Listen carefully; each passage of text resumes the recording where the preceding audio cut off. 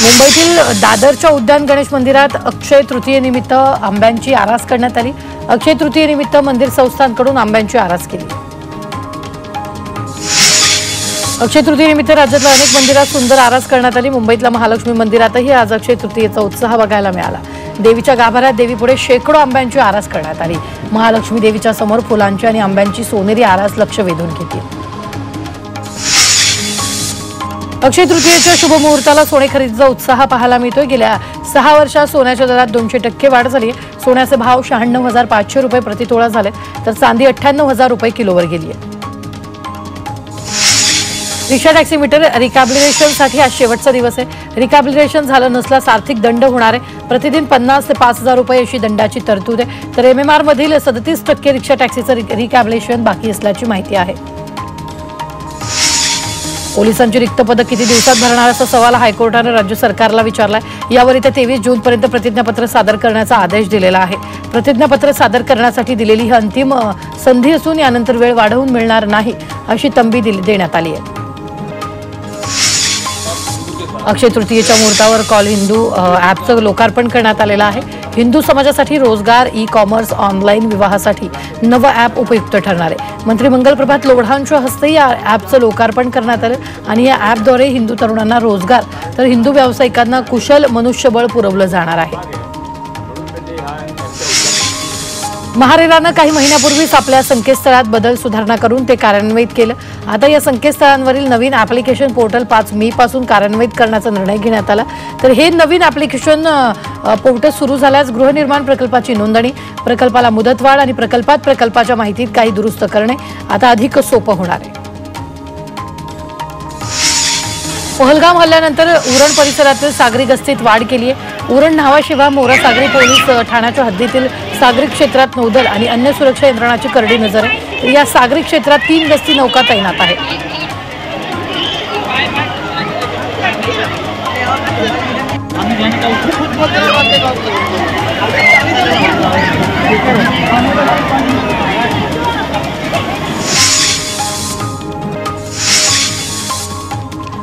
देवेंद्र भारती यांचे मुंबईचे नवे पोलीस आयुक्त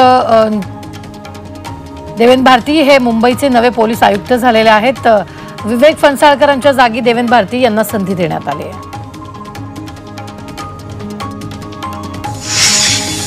न्यायमूर्ती भूषण गवई यांची भारताचे 52वे सरन्यायाधीश म्हणून नियुक्ती करण्यात आली आहे। ते 14 मे रोजी या पदाची सूत्र हाती घेतील। विद्यमान सरन्यायाधीश न्यायमूर्ती संजीव खन्ना 13 मे रोजी निवृत्त होत आहेत।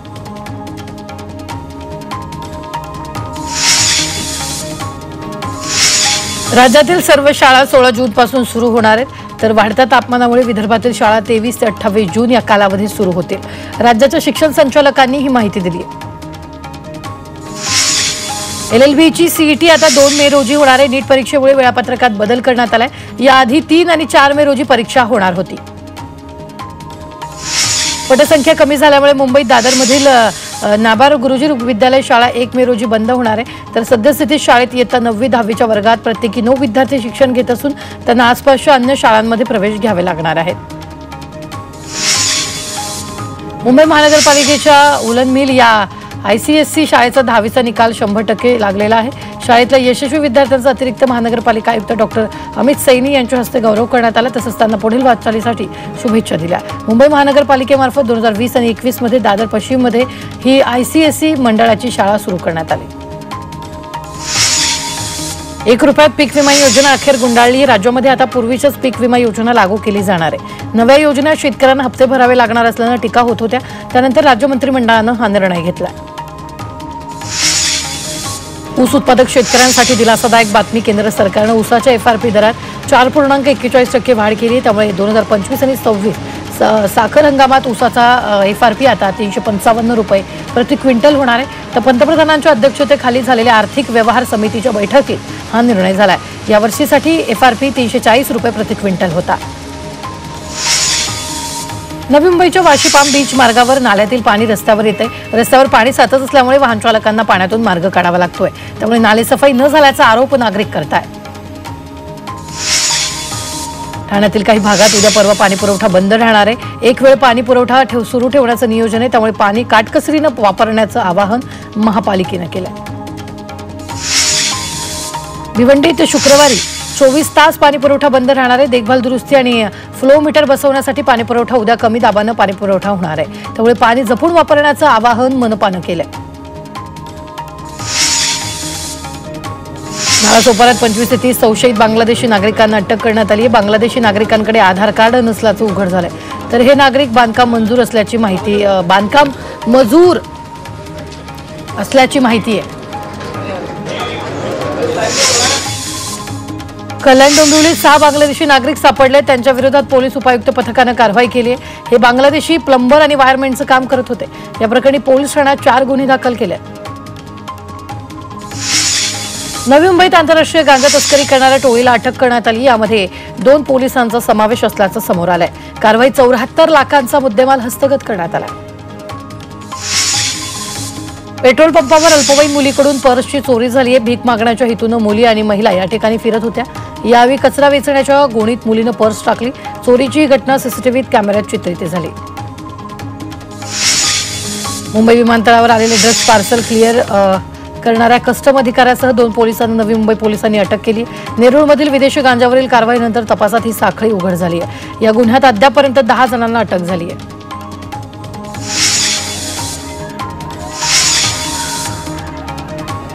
नवी मुंबईतील वाशी गावात पालखी सोहळ्यादरम्यान 2 गटात मोठा राडा झालाय। पालखीच्या दर्शनावरून हा वाद झाल्याचं समोर येत आहे। दोन्ही गटानं एकमेकांविरुद्ध वाशी पोलीस ठाण्यात गुन्हा दाखल केलाय। यावेळी काही महिलांना देखील मारहाण आणि विनयभंग झाल्याचा धक्कादायक प्रकार समोर आला। दरम्यान 7 जणांविरुद्ध पोस्को कायद्याअंतर्गत गुन्हा दाखल करण्यात आला। मनपा आयुक्त कैलास शिंदे यांनी दिघा विभागातील पावसाळ्यापूर्वी कामांची पाहणी केली। नाले सफाई, मोकळ्या जमिनीवरील डेब्रिज तसंच अस्वच्छता अशा विविध कामांची त्यांनी पाहणी केली। तसंच 15 मे पर्यंत सर्व कामं पूर्ण करण्याचे आदेश अधिकाऱ्यांना दिले। मुंबईतील नाले सफाईवर वॉर रूम मधून करडी नजर असणार आहे, तर महानगरपालिका इमारतीतील 6व्या मजल्यावर वॉर रूम तयार करण्यात आली। या वॉर रूमला महानगरपालिका आयुक्त भूषण गगरानी यांनी भेट दिली। मुंबईत नाले नियमित स्वच्छ केल्यानंतरही त्यात पुन्हा कचरा टाकण्याचा प्रकार थांबत नसल्यामुळे महापालिका आयुक्त भूषण गगरानी यांनी नाराजी दर्शवली आहे। आयुक्तांनी मंगळवारी नाले सफाईची पाहणी केली, त्यानंतर नाल्यांमध्ये कचरा न टाकता तो कुंडीतच टाकावा असं आवाहन त्यांनी केलंय।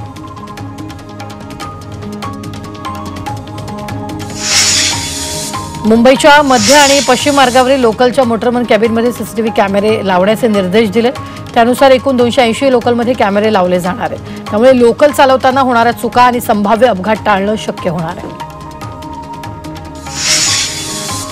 मध्य रेल्वेवर भिवपुरी रोड कर्जत दरम्यान मेगा ब्लॉक घेतला जाणार आहे। 4 मे पर्यंत मध्यरात्री 2 ते 3:30 दरम्यान विशेष रात्रकालीन ब्लॉक असणार आहे। तर मेगा ब्लॉकमुळे शेवटची CSMT कर्जत लोकल बदलापूर पर्यंत धावणार आहे।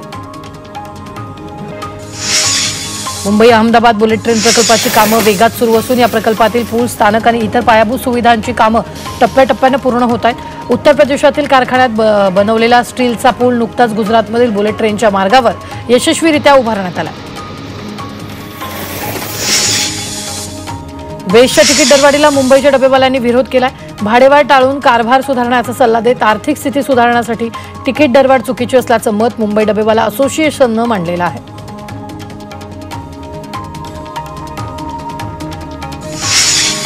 एल्फिस्टन पुलाचा वाद मुंबई हायकोर्टात गेलाय। अटल सेतूला जोडणाऱ्या प्रस्तावित वरळी शिवडी उन्नत रस्त्यासाठी एल्फिस्टन पूल पाडण्याच्या निर्णयाला एका नागरिकानं हायकोर्टात आव्हान दिलं।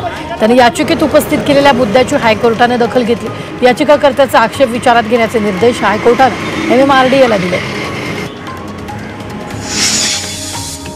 कशेडीच्या दोन्ही बोगद्याचं काम अंतिम टप्प्यात आलंय। दोन्ही बोगद्यातून 15 मे पूर्वी वाहतूक सुरू केली जाणार आहे। सध्या बोगद्यातील गळतीसह अंतर्गत कामं सुरू आहेत।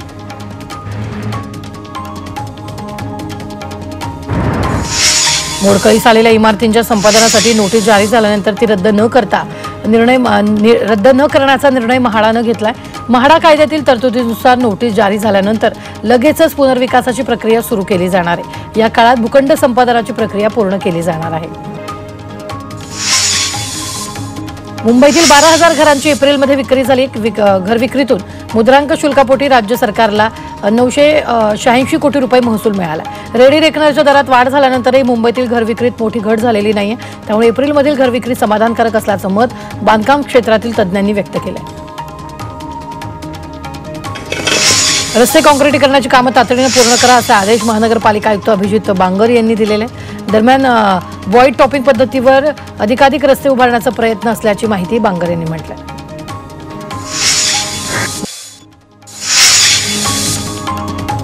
मुंबईच्या जेजेमध्ये लवकरच ओबेसिटी क्लिनिक उभारण्यात येणार आहे. त्यामुळे लठ्ठपणावर उपचार होऊ शकणार आहेत. तर रुग्णांवर मोफत शस्त्रक्रिया करण्याचे प्रयत्न सुरू आहेत. आठवड्यातून एकदा या लठ्ठपणाची ओपीडी असणार आहे. त्यात केवळ लठ्ठपणाच्या आजारावर निदान, उपचार आणि मार्गदर्शन केलं जाणार आहे. देशातील पुरुषांमध्ये पौरुष ग्रंथी, लिंग आणि अंडकोश या 3 कर्करोगाचं प्रमाण वाढतंय. त्यामुळे या तिन्ही प्रकारच्या कर्करोगाचं वेळेत निदान करणं, त्याला प्रतिबंध करणं आणि योग्य उपचार करण्यासाठी टाटा रुग्णालयानं मेन कॅन उपक्रम हाती घेतलाय. देशात लिंग कर्करोगाच्या 10 ते 11 हजार रुग्णांची 2024 मध्ये नोंद झाली होती. टाटा रुग्णालयामध्ये गतवर्षी 250 ते 300 रुग्णांची नोंद झाली आहे.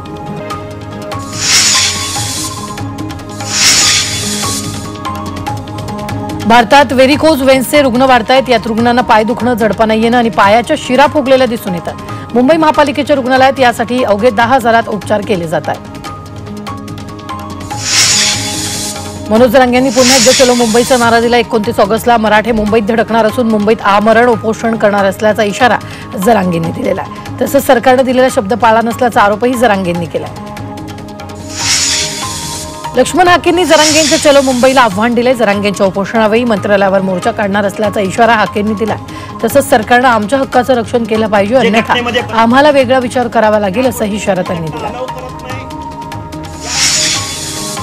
पंतप्रधान नरेंद्र मोदी उद्या मुंबई दौऱ्यावर येणार आहेत. बीकेसी इथं वेव्ज परिषदेचं मोदींच्या हस्ते उद्या उद्घाटन होणार आहे. फडणवीसांच्या नेतृत्वाखाली परिषदेचं आयोजन करण्यात आलंय. महाराष्ट्र दिनानिमित्त मुंबईत भाजपनं बॅनरबाजी केली आहे. उजळतं भविष्य नको, भगवे अशा आशयाचं बॅनर मुंबईत लावण्यात आलंय. मुख्यमंत्री देवेंद्र फडणवीस आणि मंत्री आशिष शेलार यांच्या फोटोसह बॅनर झळकले. त्यांनी या बॅनरमधून भाजपनं हिंदुत्वाचा मुद्दा अधोरेखित करण्याचा प्रयत्न केला. मुंबई भाजप 1 मे महाराष्ट्र दिन आणि कामगार दिन मोठ्या उत्साहात साजरा करणार आहे. त्यासाठी विविध 106 ठिकाणी भाजप कार्यक्रमाचं आयोजन करणार आहे. मुंबईत 106 ठिकाणी छत्रपती शिवाजी महाराज यांना अभिवादन करून ढोल ताशांच्या गजरात चौकाचौकात महाराष्ट्र दिन साजरा करण्यात येणार आहे. महायुती सरकारचं उद्या रिपोर्ट कार्ड येणार आहे. 100 दिवसाच्या कार्यालयीन सुधारणाचा रिपोर्ट मांडला जाणार आहे. यावेळी उत्कृष्ट काम करणाऱ्या अधिकाऱ्यांची नावं जाहीर केली जाणार असल्याची माहिती देवेंद्र फडणवीसांनी ट्विट करून दिली. राधाकृष्ण विखे पाटील यांनी आपल्यावरचा कारखाना घोटाळ्याचा आरोप फेटाळून लावलाय. साखर कारखान्यात कुठलाही अपार झालेला नाही. 2004 पासून हे प्रकरण सुरू असून काही हितचिंतक जाणून बुजून आरोप करत असल्याचं विखे पाटील म्हणाले. मुख्यमंत्री देवेंद्र फडणवीस वर्षा बंगल्यावर शिफ्ट झालेत. अक्षय तृतीयेच्या मुहूर्तावर फडणवीस वर्षावर शिफ्ट झालेत. अनेक महिन्यांच्या प्रतीक्षेनंतर मुख्यमंत्री वर्षा बंगल्यावर गेलेले आहेत. माजी उपमुख्यमंत्री छगन भुजबळ यांनी मुख्यमंत्री देवेंद्र फडणवीस यांची भेट घेतली आहे. मुख्यमंत्र्यांच्या वर्षा या बंगल्यावर दोन्ही नेत्यांमध्ये चर्चा झाली. महाराष्ट्र दिनानिमित्त राष्ट्रवादी काँग्रेसकडून मुंबईच्या जांभोरी मैदानात महाराष्ट्र महोत्सव कार्यक्रमाचं आयोजन करण्यात येणार आहे. 1 मे ते 4 मे दरम्यान हा कार्यक्रम पार पडणार आहे.